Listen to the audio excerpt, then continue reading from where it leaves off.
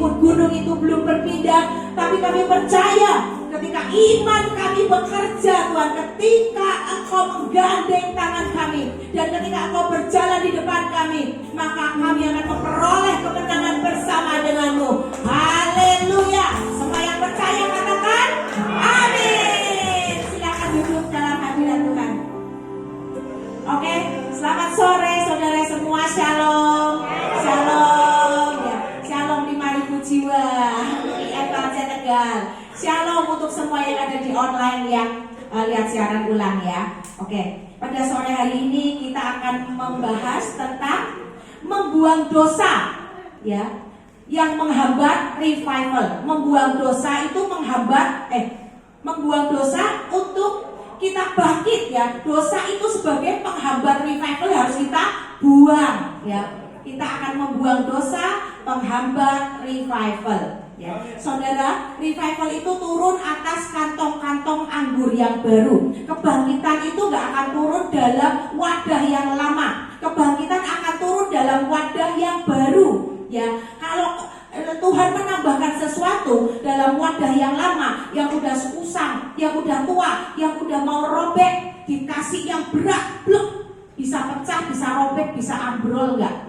Bisa ya. Jadi ingat saudara, kalau saudara mau bangkit, persiapkan wadah yang baru, bejana yang baru. Kalau mau dapat berkat Tuhan, hari ini kita masih dalam kantong anggur yang lama. Kalau besok kita berdoa, Tuhan berkati aku dengan berkat yang baru ya. Jadi kita harus apa? Harus mempersiapkan berkat yang wadah yang baru juga. Tuhan mau kasih, wadah kita cukup gak?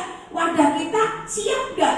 Ya, jangan sampai kita tidur satu belum pemberesan dengan Tuhan, masih tidur dalam keadaan berdosa, belum meminta ampun sama Tuhan. Padahal Tuhan memberkati orang-orang yang Dia sayangi pada waktu tidur, ya kan? Waktu tidur loh. Jadi kalau kalian yang nggak bisa tidur, hati-hati, jangan-jangan nggak ada berkat yang datang, ya. Jadi Tuhan memberkati kita pada saat kita tidur. Sebelum tidur, lakukan pemberesan dengan Tuhan. Minta ampun dulu. Ampuni aku Tuhan atas semua dosa-dosaku. Aku mau tidur dalam kekudusan, supaya waktu Tuhan memberikan datang kepada aku waktu aku tidur dan memberkati aku sudah dalam keadaan kudus. Kudus tubuhku, hatiku, juga perasaanku ya. Rohku juga ikut kudus. Ingat khotbah saya beberapa minggu yang lalu ya. Orang yang rohnya kotor gak akan bisa mendapatkan spirit of excellence, gak akan bisa mendapatkan roh yang luar biasa karena rohnya kotor ya. Jadi kita harus bebas dari sumbatan-sumbatan dosa. Hati kita harus bersih dulu, baru kita akan bisa menerima yang baru ya. Kita buka Ibrani 12 ayat 1 sampai 4 ya. Saya bacain ya. Karena kita mempunyai banyak saksi bagaikan awan yang mengelilingi kita, marilah kita menanggalkan semua beban dan dosa yang begitu merintangi kita. Di sini dikatakan kita diharuskan, disuruh Tuhan itu menanggalkan dosa dan beban hidup. Ya, waktu kita mau tidur berdoa, Tuhan aku serahkan semua beban hidupku ke kakimu. Ampuni dosa-dosaku, serahkan pada Tuhan untuk Tuhan beracara, berproses mengampuni dosa-dosa kita. Ya, dosa ini dikatakan apa? Begitu merintangi kita. Ya, dikatakan di sini begitu merintangi kita. Jadi jelas sesuai dengan judul dosa itu menghambat revival. Ya, kita baca selanjutnya. Dan berlomba dengan tekun dalam perlombaan yang diwajibkan bagi kita. Jadi setiap kita mesti berlomba. Setiap kita itu setiap hari sedang berlomba untuk menang, sedang dalam peperangan besar untuk mengalami terobosan kemenangan. Ya, jangan lupa kita setiap hari berperang. Di sini dikatakan berlomba loh. Berlomba berarti kita itu harus selalu siap. Orang yang mau berlomba, mau maju pertandingan, dia harus apa? Satu, mempersiapkan diri. Apa yang harus dipersiapkan? Yang kedua, mempersiapkan hati tadi pertama ya. Yang kedua, mempersiapkan apa? Fisik. Fisik kita juga harus siap untuk berlomba. Lah kalau nggak siap untuk berlomba, kita mesti kalahnya. Lah buat apa ikut lomba, ya kan? Yang ketiga, kita harus benar-benar jeli melihat strategi musuh. Ya, peraturan yang ada, ketetapan ketentuan yang ada kita harus tahu juga.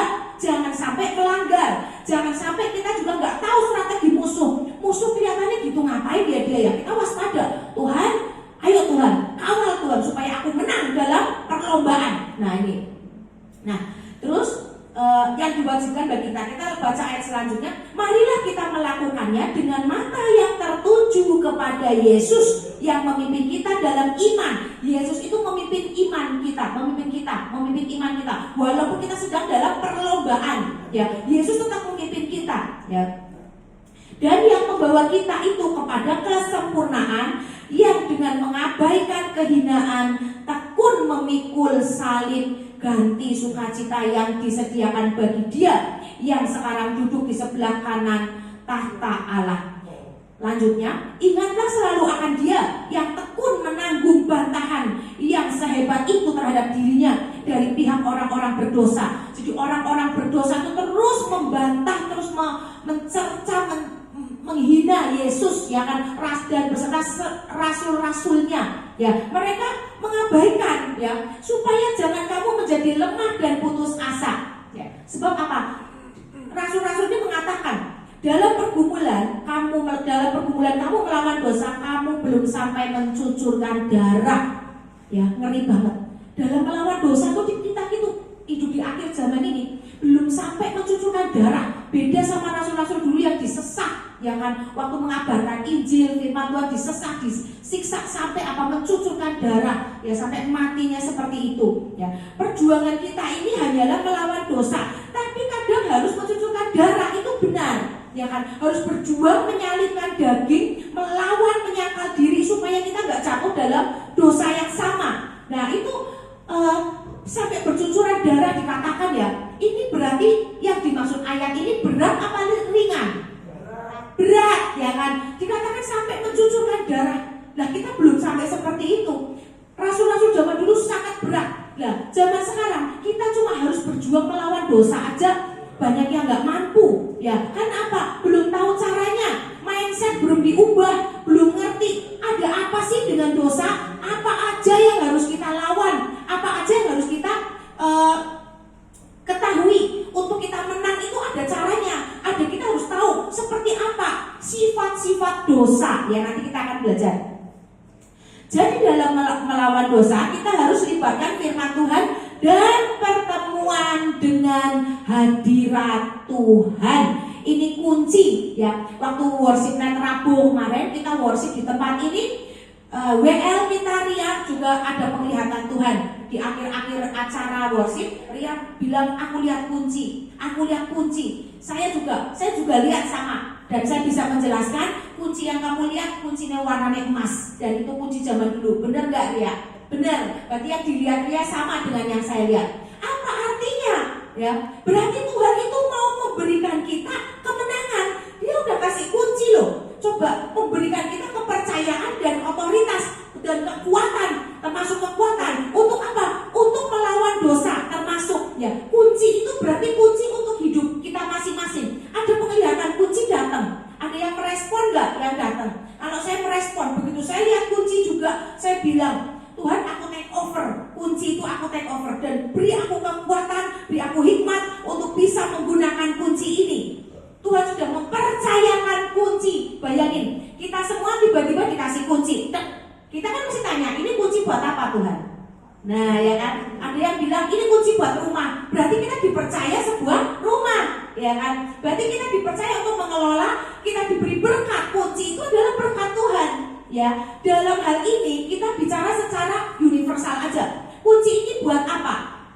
Buat untuk kita memperoleh kemenangan, ya, dalam Tuhan. Kita harus bisa pakai itu. Kita harus tanya dengan hikmat Tuhan. Kita harus gimana Tuhan? Hari ini kita bicara tentang revival, membuang dosa. Nah, kita juga bisa pakai kunci itu. Tanya Tuhan, gimana Tuhan supaya aku ini bisa lepas dari dosa, bisa membuang dosa-dosa seperti khotbah hari ini. Caranya gimana supaya aku diperbaharui jadi manusia baru, mendapat kantong anggur yang baru, untuk terima berkat yang baru, bahkan yang besar, karena udah ada kunci. Kunci ini bisa aja kunci harta karun, ya kan? Nah, waktu kita dapat kunci harta karun, bisa nggak bukanya? Kan ada cara-caranya. Harta yang terpendam itu tidak bisa dibuka dengan gampang, ceklek sekali langsung buka. Biasanya enggak. Dan itu bisa kuncinya diputar dulu ke kanan, diputar ke kiri lagi, diputar ke kanan ceklek 2 kali lagi, diputar ke kiri 3 kali ceklek, baru lurus sekali, baru ke kiri sekali. Nah, baru bisa buka. Ya, kunci kalau untuk harta terpendam biasanya enggak seperti itu. Gampang dibuka, biasanya enggak. Kita harus memecahkan misterinya dulu. Nah, makanya kita harus tanya Tuhan, kunci itu buat apa? Waktu kita mau membuang dosa, kuncinya apa? Nah, ini tadi yang saya katakan, yaitu apa? Pertemuan dengan hadirat Tuhan dan firman Tuhan yang bicara melalui rema. Makanya kita harus, waktu kita baca firman Tuhan ini adalah sebuah kunci. Waktu kita buka Alkitab, hati-hati, jangan-jangan kunci itu terlewat. Jangan-jangan rema yang adalah kunci terlewat menjadi logos, menjadi cuma firman biasa doang. Padahal Tuhan sudah kasih nih kunci. Siapa yang datang waktu hari Rabu pasti renungkan itu. Tuhan, iya ya, Ibu Dian bilang ada kunci, Tuhan kasih kunci. Ibu Ria juga sama, konfirmasi dalam penglihatan. Buat apa Tuhan? Gunanya apa dalam diriku Tuhan? Aku mau diberkati, aku mau lepas dari dosa-dosaku Tuhan. Aku mau jadi manusia baru. Caranya apa? Caranya gimana Tuhan? Nah itu, ya waktu baca firman Tuhan, hati-hati. Perhatikan dengan seksama. Dengar-dengaran suara Tuhan. Jangan sampai baca firman, baca aja, disambi-sambi bila perlu. Fokus, satu pasal gak apa-apa, tapi fokus. Ini kuncinya apa Tuhan? Hari ini Tuhan kasih aku apa Tuhan? Ayatnya apa? Ini kunci, ya. Yang kita tunggu apa sih waktu saat teduh? Yang kita tunggu saat teduh itu apa? Waktu saat teduh? Apa cuma centang doang? Udah saat teduh Tuhan, ya aku mau jajan, mau cari makan. Apa kita saat teduh untuk mendengar firman? Firman bukan cuma di sini loh, bukan cuma di sini, bukan di Alkitab toh. Firman Tuhan adalah perkataan Tuhan yang kita dengar. Dalam morning blessing beberapa waktu yang lalu, Gembala Sidang kita Pastor Thomas lagi hikmat marifat, lagi manggilin jemaat. Jemaat dipanggil, kamu ada pesan Tuhan bla bla bla bla bla bla bla. Tiba-tiba saya dipanggil. Tiba-tiba Pastor Thomas bilang, Ibu Abigail Dian, kamu bisa dengar suara Tuhan. Apa? Kamu dengar-dengaran suara Tuhan. Kamu bisa. Benar. Tiba-tiba saya bilang, aku kaget karena namaku dipanggil. Kan saya lagi ngeliatin orang-orang itu kan yang lagi dinubuatin. Tiba-tiba saya dipanggil, Ibu Abigail Dian, kamu bisa dengar suara Tuhan. Nah, disitu saya kaget. Saya langsung, Tuhan, aku terhubung denganmu Tuhan. Aku langsung gitu. Tiba-tiba ada suara sangat lembut di telinga saya. Aku selalu menyertaimu. Oh, amin Tuhan. Ketik. Saudara ketik. Saya langsung ketik, kan itu lagi Zoom. Saya langsung ketik itu di Zoom, chat Zoom. Pastor, aku dengar suara. Tuh, aku selalu menyertaimu. Terus pastor baca, nah itu dia. Ya, pastor kayak gitu kan. Nah, makanya kita waktu baca firman juga sama. Perhatikan firman. Jangan-jangan ada rema atau firman Tuhan yang terlewat gara-gara kita nih ngelamun, belandang, nggak fokus. Ya, jadi waktu kita baca firman itu kita bisa dapat kunci. Kuncinya apa? Perkataan Tuhan. Dari mulai saya dengar suara itu, setiap saya lagi dalam keraguan, setiap kali saya dalam keraguan, dalam ketakutan atau dalam situasi yang membuat saya was-was, tiba-tiba suara itu muncul. Bukan suara, kadang suara, juga kadang hikmat di dalam sini. Bukankah aku selalu menyertaimu? Kenapa kamu takut? Oh Tuhan ya, itu yang menguatkan saya. Ini loh yang namanya kunci, ya. Ini contoh ya. Ini yang namanya kunci. Kadang itu kita berdoa, kita dapat penglihatan kunci, tapi kita nggak ngerti kuncinya buat apa. Kunci ini apa sih sebenarnya? Nah ini loh, kita harus tahu cara Tuhan bekerja. Makanya datang ke ibadah-ibadah supaya kita tuh dijelaskan bagaimana cara Tuhan bekerja, ya. Yang dari roh menjadi daging. Gimana caranya? Kalau mindset kita belum diubah, kalau pengetahuan kita dangkal, nggak bisa, ya kan, bingung. Makanya harus belajar memperkuat otot rohani untuk selalu datang ke ibadah-ibadah yang dimana kita bertumbuh dan menjadi pintar. Datang ke situ untuk kita cari tahu gimana caranya Tuhan untuk saya jadi pemenang. Ya itu. Jadi kita harus tahu dulu, waktu kita pengen membuang dosa, ada nggak bisa, ada banyak orang yang sulit, jatuh lagi di situ, karena nggak tahu firman. Ya, kita harus tahu the true self we are. Ya, siapakah kita di mata Tuhan? Jadi iblis nggak bisa mengintimidasi. Waktu kita berdoa minta ampun sama Tuhan, Tuhan ampuni aku, Tuhan aku mau malam ini dikuduskan, jadi aku tidur dengan keadaan kudus. Nah, kita tuh nggak ngerti firman-Nya mana yang mengatakan bahwa saya sudah diampuni. Kadang kita nggak ngerti siapa kita di hadapan Tuhan. Kita kadang nggak percaya. Waktu kita berdoa, Tuhan sudah mendengar, Tuhan sudah mengampuni saya. Karena Pak ada suara yang jahat. Belum. Kapan kok Tuhan nggak? Mana buktinya kamu diampuni? Dengar suara Tuhan? Iya nak. Dengar? Enggak kan? Nah itu playing victimnya iblis. Itu siasat jahatnya iblis supaya kita itu merasa aku berdosa, aku tidak layak, aku berdosa, aku tidak layak. Padahal waktu kita diampuni, Tuhan sudah mengampuni kita, sungguh-sungguh mengampuni. Kalau orang yang punya penglihatan, waktu saya mendoakan seseorang, Tuhan aku mewakili dia, ampuni dia Tuhan, ampuni dia Tuhan. Saya melihat apa? Ada sosok seperti malaikat, warnanya putih, dia bawa buku seperti kitab tapi gede banget. Dia begini bawa kitab gede banget. Nah nanti saya kan berdoa ampuni dia Tuhan, bla bla bla bla, saya mendoakan. Setelah saya selesai berdoa begitu amin, itu buku ditutup, terus dia pergi, hilang, nggak tahu kemana, saya nggak tahu. Itu di penglihatan saya, ya. Jadi Pastor Thomas tadi pagi bilang di khotbah Sunday service tadi pagi, gunakan apa? Gunakan apa? Gunakan karuniamu, gunakan hikmat yang kamu dapat, gunakan firman Tuhan. Untuk apa? Mencocokkan. Ini dari Tuhan bukan, ini benar apa salah. Gunakan tanda-tanda yang Tuhan berikan waktu kamu berdoa. Ya, karunia itu buat apa? Untuk memperkuat iman kita, ya, untuk menghibur. Ya, karunia itu bersifat untuk apa? Menghibur orang-orang yang sedang patah hati. Waktu kita diberikan karunia, ketemu orang-orang berkarunia, dia akan tahu, oh di alam roh itu seperti ini. Dia akan berdoa dengan tepat karena dia tahu apa yang terjadi di alam rohnya. Nah itu loh. Nah ini makanya kita tuh harus bergaul dengan Tuhan. Karunia didapat dari mana? Dari pergaulan kita dengan Tuhan. Jadi siapapun Anda yang pengen dapat karunia, kalau mau bergaul dengan Tuhan, bisa nggak dapat karunia? Nah ini dia, bergaulah dengan Tuhan seluget mungkin. Ngomongnya apa bahasanya? Kalau orang Jawa bilangnya seluget mungkin, bergaul sampai luget, ya kan? Bumbu pecel itu kalau encer nggak enak, tapi kalau bumbu pecel, bumbu kacangnya itu luget, ya kan? Kayak pliket-pliket gimana itu enak banget, ya kan? Nah itu karena apa? Pas bumbunya. Nah bergaulah dengan Tuhan sampai seluget mungkin. Ya bangun tidur dimanapun, sambil di motor, sambil di mobil, sambil masak, sambil terus puji dia. Pujian penyembahan itu membuka mata rohani lo. Benar, coba bayangin.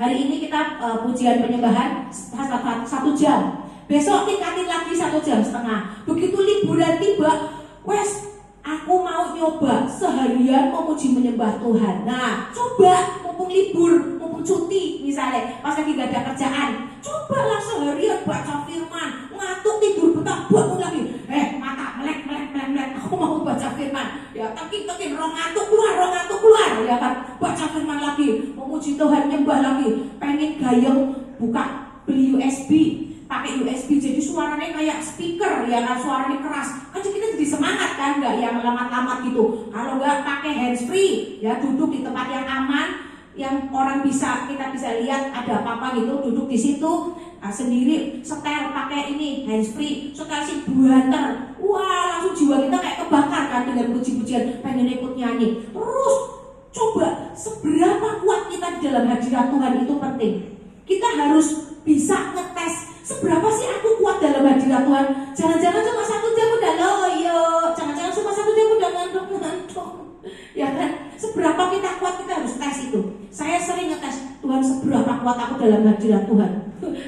Waktu saya lagi haus dan lapar, lagi pengen banget sama Tuhan, terus pokoknya aku mau fokus sama kamu Tuhan. Semua gangguan aku patahkan dalam nama Yesus.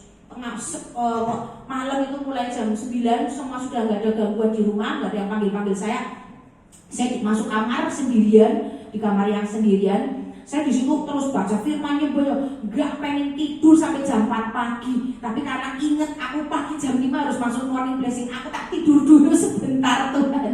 Bangun tidur, nggak ngantuk siangnya ya saya nggak tidur itu loh. Kalau kita punya niat, Tuhan kasih kekuatan. Saya bilang Tuhan saya lagi perasaan banyak masalah Tuhan. Saya nggak mau fokus dengan masalah, saya nggak mau berdosa karena saya khawatir, saya nggak mau jatuh dalam dosa karena saya takut. Saya nggak mau jatuh dalam dosa karena saya membayangkan yang enggak. Semua masalah kelar, aku kasih ke Tuhan. Terima Tuhan. Saya kayak gitu.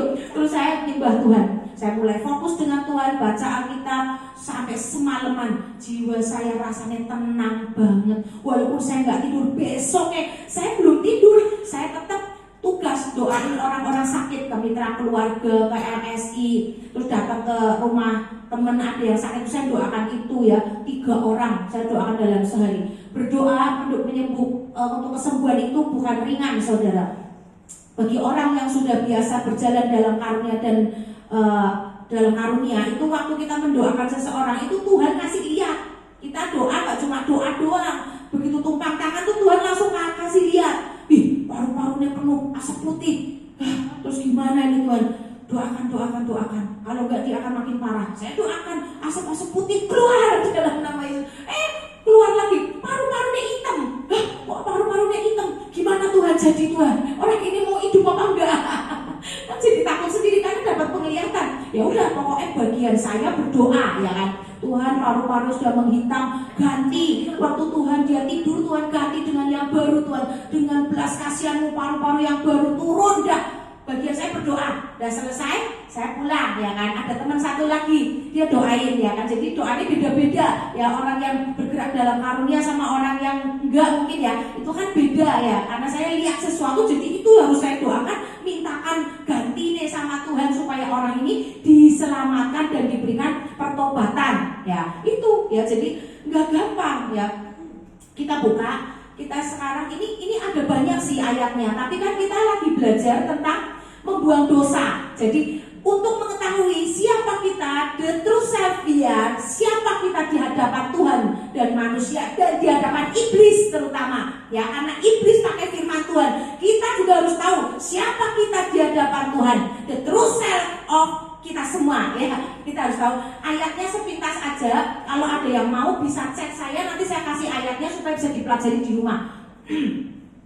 Kita yang nomor 1, siapa kita di hadapan Tuhan, siapa kita di hadapan iblis, siapa kita di hadapan sesama. Ya, yang pertama, kita adalah anak Allah yang dibenarkan. Roma 3 ayat 24. Yang kedua, tidak ada penghukuman yang menantikan kita. Ya, kalau kita baca Alkitab, bagi orang yang sudah bertobat, tidak ada penghukuman yang menantikan kita. Waktu kita udah bertobat, ya benar-benar kita lepas dari hukuman, dari tuntutan iblis selama kita hidup berikat pinggangan kebenaran. Ya, itu di mana? Roma 8 ayat 1. Yang ketiga, kita ini adalah orang yang sudah dimerdekakan dari kuasa dosa dan kuasa maut. Ya, ada di dalam mana?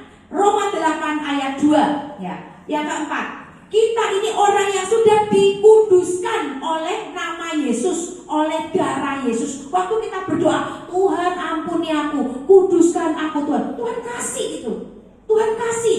Ya, jangan terintimidasi, aku orang berdosa, aku belum dikuduskan Tuhan, belum didoain gembala, belum didoain Pastor Thomas, nggak bisa. Jangan. Ya, kita harus percaya. Karena itu kita harus catat ayatnya. Seperti yang tertulis di dalam 1 Korintus 1 ayat 2. Saya pegang firman ini Tuhan, bahwa saya sudah diampuni, sudah dikuduskan Tuhan. Maka saya berhak menerima janji Tuhan. Iblis kamu mundur, aku sudah bertobat. Kita bisa katakan itu ya. Kita harus tahu pasal-pasalnya apa, hukum dan ketetapannya apa, mana yang mengatakan itu ya. Jadi jangan terintimidasi sama iblis. Kamu masih berdosa, kita harus buang jauh-jauh dosa. Kita harus minta Tuhan bangkitkan aku untuk aku jadi revivalis ya Tuhan, menyelamatkan jiwa-jiwa ya.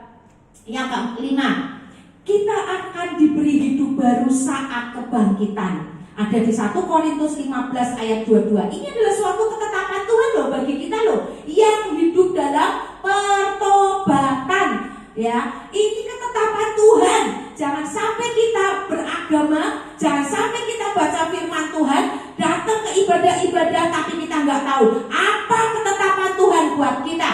Ini tadi salah satu ketetapan Tuhan buat anak-anak yang sudah bertobat. Ya.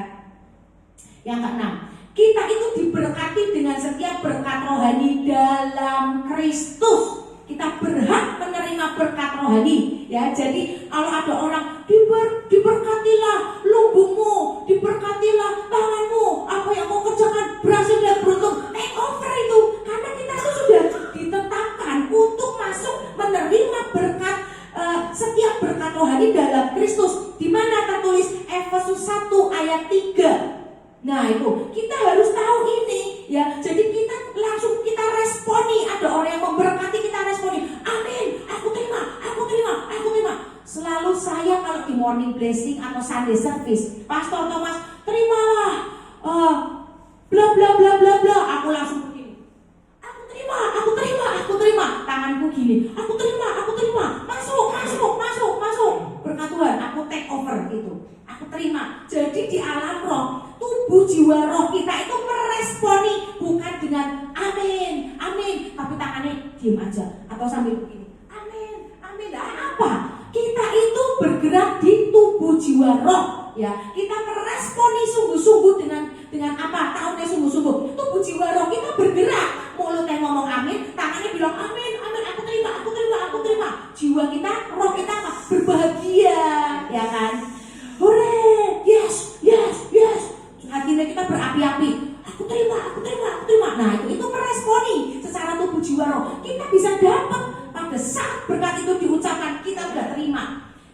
Entah itu waktunya kapan, peperangan sedang terjadi, malaikat sedang berperang untuk membuka jalan supaya berkat itu benar-benar kita terima yang dari roh menjadi daging. Asal apa? Minggu kemarin, siapa ya khotbah? Saya sendiri ya, waktu di minggu yang sebelum Ibu Sita khotbah. Asal kita kuat. Nah, yang ngikutin IFKC Sunday Service pasti ingat. Asal kita kuat. Ya, kalau kita nggak kuat, kita nggak akan menuai. Nabur terus. Menuainya kapan? Udah mau menuai mundur, ngelokro, lupa, tidur, padam. Ya, menuainya kapan? Nah, jadi berkat ini ada banyak yang harus kita tahu. Gimana caranya yang dari roh menjadi daging? Kita harus kuat dalam hadirat Tuhan. Makanya saya kalau berdoa, Tuhan berikan aku jadi manusia, orang yang kuat dalam hadirat Tuhan. Itu. Kalau kita nggak kuat dalam hadirat Tuhan, menantikan peperangan selesai untuk berkat itu turun, kita nggak akan kuat. Yang ada loyo, akhirnya apa? Nggak bisa terima berkat, gagal. Kita harus kuat. Nah ini ya. Yang ke-7. Poin yang ke-7, kita telah diangkat jadi anak-anak Allah, ya. Jadi anak loh. Kalau kita jadi anaknya orang kaya, enak gak sih? Nah, kita berusaha, kita gimana caranya supaya kita menerima berkat-berkat itu sesuai dengan kapasitas kita. Makanya kan tadi di awal saya bilang, ya kan, itu harus apa? Harus menyiapkan wadah. Waktu kita mau menerima berkat, udah dapat kunci, wadahnya ada nggak? Mau ambil, ditaruh mana? Waktu kita udah ambil nih, naruhnya di mana? Wong hatinya aja masih penuh api kemarahan. Wong hatinya masih penuh sakit hati, ya kan? Masih penuh, aduh, aku habis disakiti sama iparku, ya kan? Waduh, wes gimana, ya kan? Nggak ada wadahnya. Akhirnya bisa dapat nggak? Udah buka kunci nih, nggak bisa diambil. Bawa piye? Bayangin kita meraup suatu harta karun dan kita mau wadahnya nggak cukup, kita cari wadah yang besar sambil jalan, harta ini tercecer, pada jatuh. Ya, bayangin hal itu. Makanya kita harus siapkan wadah Tuhan. Aku mau berikan aku kapasitas yang besar untuk menerima berkat-Mu, untuk aku kuat dalam hadirat Tuhan. Kuat dalam hadirat Tuhan berarti kuat dalam peperangan. Waktu kita nggak kuat dalam hadirat Tuhan, berarti kita nggak kuat dalam peperangan. Berkat ini bisa hilang, bisa hilang karena penjaganya loyo.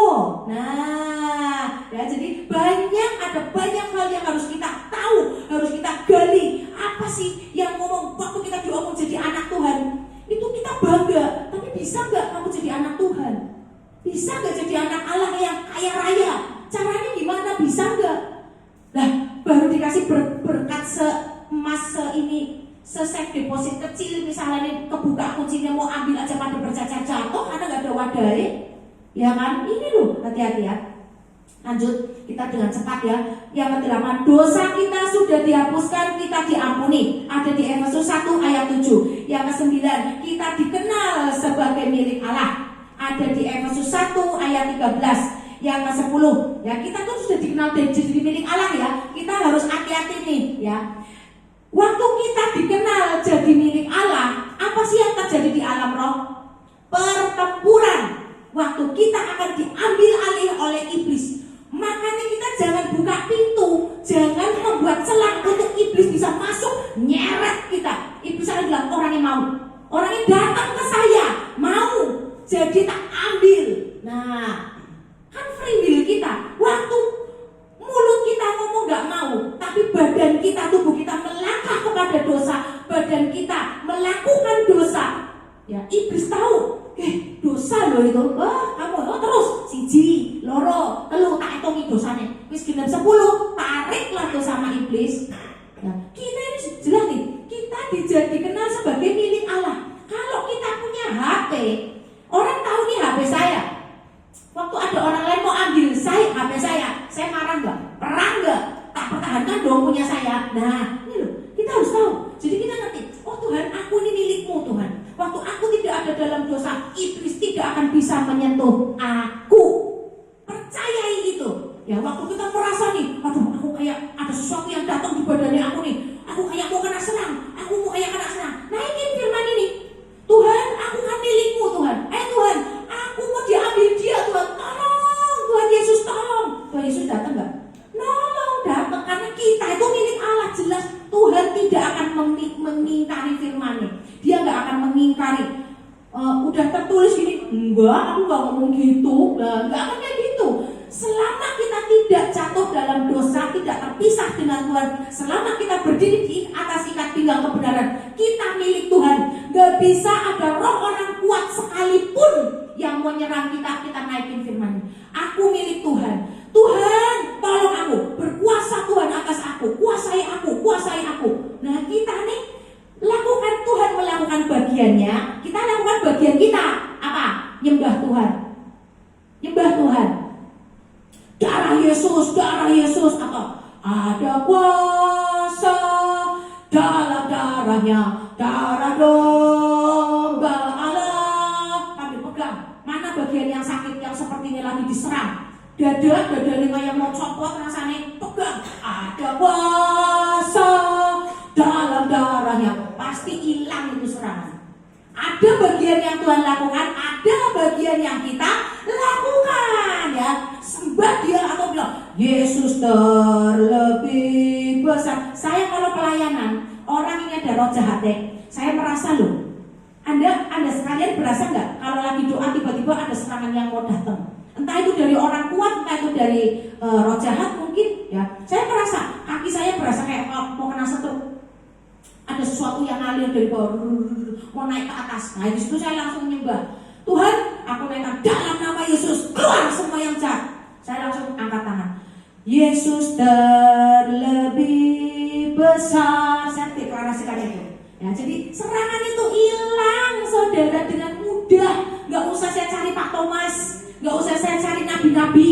Begitu saya angkat tangan Yesus terlebih besar, saya nyanyikan, hilang itu serangan. Ya, jadi kita harus tahu ya, harus pinter, tambah pinter. Kenali siapa diri kita. Ya, waktu musuh datang, naikkan itu ayat-ayat, nyanyikan pujian penyembahan untuk apa? Lawan. Ya, kita nggak boleh diem loh. Memang peperangan itu Tuhan yang berperang bagi kita, tapi kita tetap nyerang. Kita jangan diem. Ya, kita nyerang dengan apa? Dengan doa, deklarasi, pujian penyembahan, ayat-ayat firman Tuhan. Serang. Kita kan gak usah lari-lari perang-perangan bawa pedang, ya kan? Itu di alam roh, ya kan? Musuh kita bukan darah dan daging. Musuh kita roh-roh jahat dan hierarkinya. Jadi roh lawannya roh. Bagian kita yang daging menyerang aja dengan pujian penyembahan, dengan firman Tuhan deklarasiin ya. Bagian kita cuma itu ya. Jadi nggak ada kita cuma ayat, kita jangan telan mentah-mentah ya, kita minta hikmat Tuhan. Memang Tuhan kita diam, Tuhan yang berperang itu benar. Diam dalam hadirat Tuhan, lakukan bagian kita ya. Itu caranya ya. Jadi kita harus pinter ya, lawan musuh kita harus pinter. Yang keberapa tadi ya? Milik Allah ya. Jadi waktu milik Allah mau diambil musuhnya Allah, pasti Allah membela. Kita harus tahu kita itu dibela Allah ya. Naikkan caranya tadi ya, naikkan deklarasi, pujian, penyembahan. Next, kita dijadikan dekat dengan Allah. Itu ada di Efesus 2 ayat 13. Next, kita adalah karya agungnya Allah. Ada di Efesus 2 ayat 10. 12, kita adalah anggota tubuh Kristus, anggota gereja. Jadi bukan anggota gereja sesat, yaitu gereja tubuh Kristus ya. Ada di Efesus 5 ayat 29 sampai 30 ya. Yang next sebetulnya ada banyak banget tuh. Ada banyak banget, cuma nanti kelamaan ya. Kita harus tahu lebih banyak supaya kita harus ngerti apa ya, bahwa kita tuh nggak bisa loh diambil sama iblis. Dibantai itu nggak bisa selama kita nggak membuka celah, selama kita berdiri di atas ikat pinggang kebenaran, kita tahu pasal-pasal firman Tuhan. Next, kita bisa masuk ke hadirat Allah dengan penuh keberanian dan kepercayaan. Dulu saya waktu belum bertobat itu, saya tuh kalau misalnya pergi nih, dulu kan saya Katolik ya, saya nggak boleh nyebut nama ya sebetulnya. Nah itu saya pergi ke satu tempat ziarah, nanti orang-orang bilang gini, aku lihat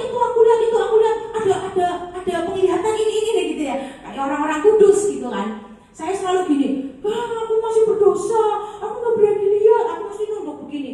Lah itu lihat, aku malah nggak lihat, enggak, aku belum ngaku dosa, aku masih berdosa, nggak mau. Nah itu saya tuh ngalamin itu saudara-saudara. Makanya saya bisa tampilkan ini siapa kita, the true self kita di hadapan Allah, di hadapan iblis. Karena saya ngalami, dulu saya terintimidasi. Ada orang lihat yang kudus, saya nggak berani lihat, mendekat aja nggak berani, mundur hilang. Nah karena terintimidasi, kena playing victimnya iblis. Waktu saya sudah tahu firman ini, saya berani masuk ke hadirat Tuhan, pakai talit misalnya, tersungkur nyembah. Saya berani. Dulu saya nggak berani, merasa nggak layak. Saya kan bukan imam, yang kayak gitu kan imam. Nah, saya sekarang nggak peduli. Saya ayatnya sudah jelas, Efesus 3 ayat 12. Kita bisa masuk ke hadirat Allah dengan penuh keberanian dan kepercayaan. Jadi kalau dalam pujian penyembahan kita pasif, kita duduk diam, nggak angkat tangan, nggak nyanyi dengan keras, pinter apa bodoh? Bodoh. Oke, aduh HP ini sampai ini. Sebentar. Oke ya, ini kita sepintas aja ya siapa kita ya. Saudara, dalam sebuah rumah ada banyak jenis perabotan. Ada yang dari emas, perak, dan kayu ya. Bukan masalah, bukan kita terbuat dari perak, dari emas, dari kayu ya. Perabotan itu adalah kita semua. Bukan masalah kita yang dari emas tuh orang-orang kaya, yang dari tembaga orang-orang sedang misalnya, yang dari kayu orang-orang miskin. Enggak itu. Kita adalah perabotan yang dipakai oleh Allah asal apa? Kita tuh bersih. Nah itu ya, bersih pasti dipakai. Mau kamu dari emas pun, waktu Tuhan lihat piring emas itu kotor, diambil nggak? Enggak. Yang diambil piring keramik yang bersih. Ya kan ada beberapa piring yang bersih, yang kotor. Yang diambil pasti piring yang bersih kan. Nah sama, kita jangan minder. Itu kan kaya, dipakai Tuhan. Ya, saya siapa? Jangan minder. Ya. Tuhan bahkan pakai orang-orang bodoh untuk mempermalukan orang-orang cendekiawan yang tidak menghormati Tuhan ya. Oke. Kita nggak usah baca ayatnya ya, kita udah tahu ya. Intinya kita harus bersih dulu di hadapan Tuhan supaya apa? Kita bisa membuat revival bagi orang-orang ya. Membuang dosa dan bersih-bersih diri hanya bisa dilakukan oleh orang yang sadar dan dewasa ya. Kalau kita nggak sadar, kalau kita masih berdosa, nggak bisa masuk dalam revival, nggak bisa membuang dosa, terikat terus dengan dosa itu, ya. Sadar dan apa? Dan dewasa rohani, ya. Nggak jadi baby rohani, dikit-dikit tersinggung. Kita harus punya hati yang besar, yang mampu untuk memaafkan, mengampuni. Demi siapa? Demi menyenangkan hati Tuhan, ya itu. Ya. Terus dosa itu menjadi penghalang Tuhan untuk memberkatimu, kita udah tahu ya, jadi jurang pemisah ya. Waktu orang jatuh dalam dosa berarti hubungan Allah itu rusak dan putus. Makanya kalau saya lagi ketakutan, saya khawatir, saya buang semua kekhawatiran, saya kebaskan ya, saya serahkan ke kaki Tuhan. Karena apa? Saya nggak mau jatuh dalam dosa, khawatir dan takut, ketakutan ya. Tuhan tidak memberikan kita roh ketakutan ya. Oke. Jadi pemulihan agar revival terjadi adalah harus dilakukan ya. Bagi yang belum mengakui dosanya, belum sadar, belum jujur pada Tuhan ngaku dosanya, itu nggak akan. Waktu beberapa saat yang lalu IMKC Tegal mengadakan camp pemulihan. Motonya adalah keterbukaan adalah awal dari pemulihan. Kalau saya nggak kenal saudara, waktu saudara minta didoakan untuk pemulihan, tapi saudara masih nyimpen dosa, nyimpen kepahitan, nggak akan terjadi pemulihan, nggak akan terjadi terobosan. Tapi waktu kita jujur di hadapan Tuhan, ngomong semua, Tuhan ampuni aku, bla bla bla bla bla bla, dalam saat perenungan kita sebuti dosa kita satu persatu hanya kepada Tuhan, maka Tuhan akan mengampuni kita. Revival itu bisa terjadi. Pertobatan dalam jiwa, kepikiran, kehendak dan perasaan itu dimulai dari apa? Ya, untuk bertobat itu ada caranya. Kita harus mulai mengakui. Yang kedua ada penyesalan. Kita menyesal nggak mau balik lagi. Yang ketiga janji nggak mau mengulangi lagi. Yang keempat meninggalkan dosa secara tubuh, jiwa, roh. Ya, tubuh, jiwa, roh ya. Kita harus meninggalkan dosa. Jadi nggak cuma ngomong doang, tapi secara tindakan kita, oh ya kamu benar-benar nggak mau berbuat dosa ya. Nah ini saat tindakan orang lain bisa menilai bahwa kita, oh ya dia sudah insaf. Ada kan orang lain, halah saya koyo ngono, ngomong doang ya, ada kan. Nah jadi secara tubuh jiwa roh ya, waktu bertobat Tuhan pasti memulihkan bagi orang yang mau melepaskan dosa, bukan menyembunyikannya dan memeliharanya diam-diam. Ya, khotbah gembala sidang kita tadi pagi berkata, jangan kita jadi buta rohani dan telinga rohani kita jadi bebal. Jangan kita membawa spirit neraka. Ya, buang dosa itu, nggak usah dipelihara. Ya, kalau Tuhan Yesus bilang dalam Injil Matius ya, celakalah dunia dengan segala penyesatannya. Matius 18 ayat 7. Celakalah dunia dengan segala penyesatannya. Memang penyesatan harus ada, tetapi celakalah orang yang mengadakannya ya. Jadi kita harus tahu, pelajari apa jenis-jenis dosa ya. Saya bacain sepintas aja. Kita harus tahu dulu nih, kita harus ngerti apa sifat dosa ya, supaya sifat dosa itu jahat, merusak, mudah menghasut, sulit dikendalikan, egois, suka menindas atau menguasai, membuat terus-menerus kita tuh merosot. Ya, merosot itu ke bawah, nggak ada merosot ke atas. Ya, penuh dengan dosa. Sifat dosa adalah mematikan. Ya, hati-hati. Apa jenis-jenis dosa? Saudara sudah tahu di Alkitab ada banyak. Percabulan, kecemaran, hawa nafsu, perseteruan, perselisihan, iri hati, amarah, bla bla bla, percideraan, kemabukan. Ada ayatnya semua ya, kita minggu-minggu lalu sudah bahas, ya kan? Keserakahan, pencurian, mencintai dusta. Ya, itu juga dosa ya. Dalam Wahyu 22 ayat 12 sampai 16 itu adalah perbuatan dosa mencintai dusta. Sementara sifat buah Roh Kudus, kita udah tahu buah Roh Kudus itu apa? Kasih, sukacita, damai sejahtera, kesabaran, kemurahan, kebaikan, kesetiaan, kelemah lembutan dan penguasaan diri. Sifat buah Roh Kudus adalah memerdekakan ya, baik, produktif, sulit untuk terhasut ya. Orang yang sulit terhasut itu berarti ada Roh Kudus dalam dirinya ya. Mudah dikendalikan, suka berkorban, mencintai kekudusan, selalu meningkat ke atas ya, kan, naik terus, dan sifatnya memelihara ya, bukan menghancurkan, bukan membuat merosot, tapi sifat buah Roh Kudus itu memelihara ya. Nah, kita harus tahu jenis-jenis dosa. Udah gitu kita tuh harus bandingkan ya, hidup kita sebelum bertobat dan setelah bertobat itu apa. Ya, misalnya gini.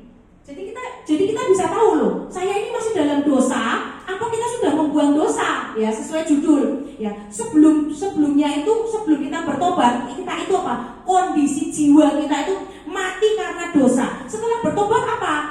Dijadikan hidup oleh Kristus. Nah, kita sudah merasa hidup belum?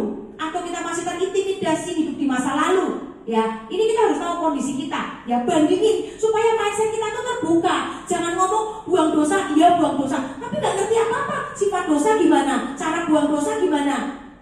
Nggak ngerti memperbandingkan hidup aku dulu gimana, sekarang gimana. Nah, kalau kita sudah tahu hidupku dulu gimana, sekarang gimana, kita ngerti dari dosa berarti. Oh iya, aku masih berarti masih hidup dalam dosa. Nah itu loh, kita harus bandingin ya. Hidup di bawah murka Allah sebelum bertobat. Setelah bertobat kita tuh ditunjukkan Allah, dapat kemurahan Allah dan dapat keselamatan yang dari Tuhan. Waktu belum bertobat kita ikut jalan dunia, ya. Waktu sudah bertobat kita mendukung Kristus dan masuk dalam jalannya Tuhan, ya. Jalan Tuhan sesuai firman Tuhan loh, sesuai ketetapan di firman. Waktu belum bertobat kita masih jadi musuh Allah. Waktu sudah bertobat kita jadi anak Allah, ya. Tadi kita udah ngomong ya, udah banyak saya sebutin. Waktu kita belum bertobat kita diperbudak iblis, ya. Suruh kerja pagi siang malam sampai nggak bisa ibadah, nggak bisa baca firman, itu kerja diperbudak iblis, dijauhkan dari hadirat Tuhan, ya. Waktu kita sudah bertobat kita dimerdekakan dan dimuliakan Allah. Waktu kita belum bertobat kita mengikuti pikiran dan hawa nafsu, ya. Orang dunia bilang hidup ini tantangan bagi dunia ini adalah jatuh dalam apa? Harta, tahta dan wanita. Itu bagi pria. Bagi kita semua universal, bukan pria maupun bukan wanita, adalah harta, tahta dan hawa nafsu. Bagi wanita juga hawa nafsu, ya, itu harta, tahta dan hawa nafsu, bukan tahta, ya. Karena ini bersifat universal, ya. Jauhi itu, jangan sampai kita jatuh dalam dosa. Jangan kita mengejar yang duniawi, harta, tahta dan hawa nafsu, tapi kita harus mengejar hadirat Tuhan dan perkenanan Allah, ya. Oke? Mari kita tutup dalam doa.